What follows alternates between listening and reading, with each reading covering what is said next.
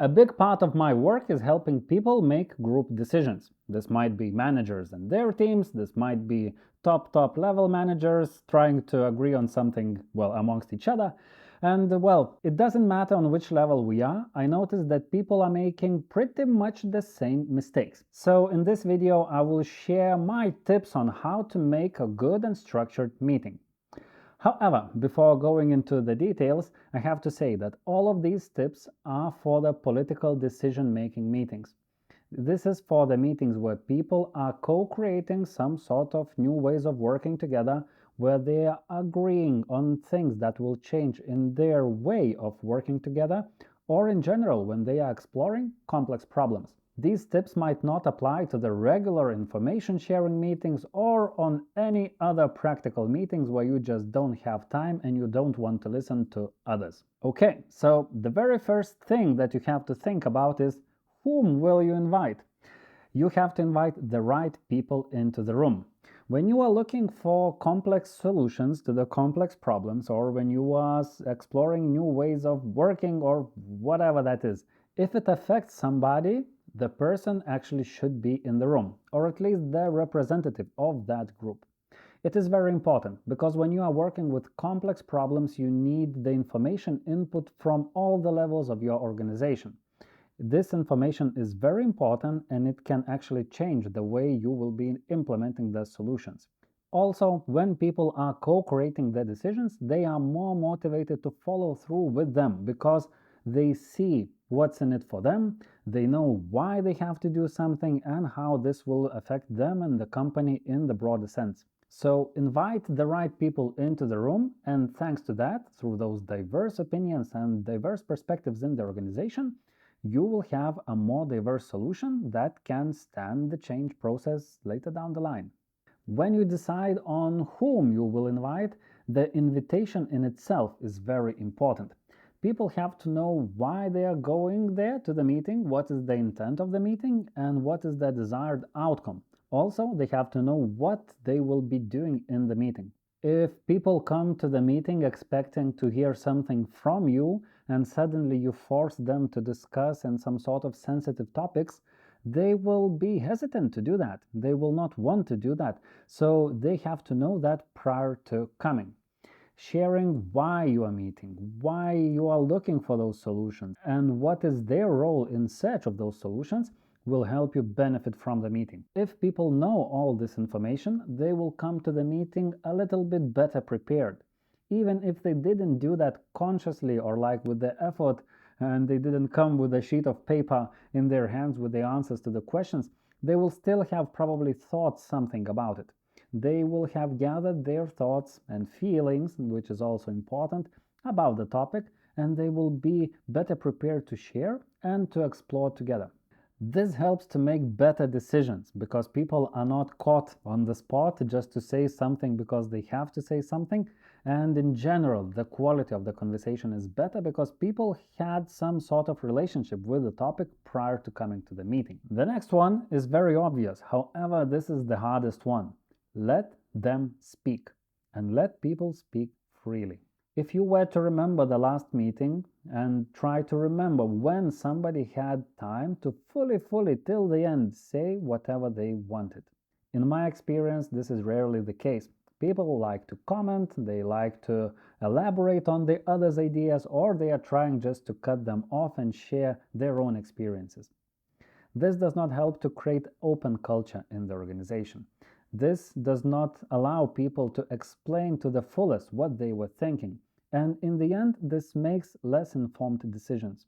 You have to ensure, or somebody else who is facilitating the meeting, that people have the chance to speak up and finish their thoughts. This way, you will establish that each opinion is important, that each opinion is legal in the conversation, and this way people will become more open and in the end they will go straight to the point much faster. However, if you don't have this habit and if this is not in your culture, then this will take some time to develop. One useful tool and the next tip for ensuring that people are speaking up and that they are sharing till the end is embracing the structure. Meetings rarely have the conversation structure. They may have the agenda, what is being talked about, like one by one, the items or the activities. However, the conversation structure in itself is pretty rare. My suggestion for you is to explore the circle. The circle is a very easy way to keep the structure alive and help people talk about the things that are important for them. One person speaks up, answering maybe some sort of question or sharing their experience, then the next one, the next one, the next one, and etc. Thanks to such structure, people start to understand that they will have the chance to speak up, and if you allow them to speak fully, they also know that they will have the chance not only to speak up, but to explain to the fullest what they are thinking. What this makes? Well, this makes the environment in which people are actually listening to each other because they are not worried about what they have to say, and they are not worried that they should be competing for the spotlight because everybody has their chance. Such structure is very easy to implement, and also it helps the shyer people to speak up more freely because, well, they have their own spotlight, they have their own slot, and they speak freely. Also, this quiets down the loud ones, the ones who especially like to interrupt and jump onto others' ideas. Embrace the structure and you will have the more open conversations in the end. Speaking about embracing, I suggest you to embrace the silence. Every facilitator knows that there are three key parts for the conversation or for any decision making when people are exploring the ideas and going towards some sort of solution. The very first part is called breathing in or just the opening. In this part, people are sharing random ideas, the ones that are very safe to share to each other. The challenge in this part is not to get stuck to the ideas that are voiced loudly. Very often, the loudest people get all the spotlight and their ideas seem the most legit or the ones that should be embraced. When all of those loud ideas finish and people stop talking, then experienced facilitators or inexperienced managers, they say, oh, okay, the time's up, nobody has any new ideas, it's time to finish. And you eventually end up with some sort of half-baked idea that the loudest, the most enthusiastic person said. However, half of the room might have been silent all the time and they didn't share their perspective. They didn't share the pains, the gains, etc. And without them, the solution is not good because they will still be affected by it. They will not be happy about it. They might not implement it properly, or at least they will not be motivated to do so. The other way to go around this problem is continuing with the silence. We call it the groan zone or the whining zone, where people are at first, they are silent, all of the ideas finish. People don't feel well, they are like in some sort of tension, and actually they are physically feeling not that good. They start to wonder, what the heck is happening? What are we doing here? Why are we not going towards decisions? If you feel the same, you know that you are there. A good practice is to explain this to the team, and when you all recognize that you are in the whining zone, you just voice it out. Then people perceive it as like we crossed the barrier of the ordinary ideas and we are in the zone where we can truly explore. If you stick to the structure and let people talk, if you shift the question a bit so that people can look at the problem or the challenge from the new perspective, you will get some sort of new ideas.